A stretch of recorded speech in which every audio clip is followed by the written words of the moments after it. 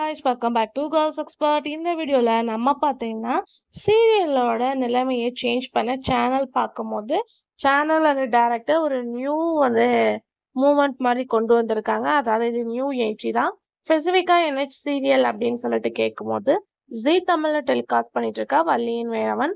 So டைமிங்லாம் change பண்ண after இன்னும் ஒரு குட் ட்ரியாப் ரேட்டிங் வரணும் அப்படின்னு சொல்லிட்டு ஃபேமஸான மூவி ஆக்டர்ஸை இன்வைட் பண்ணியிருக்காங்க.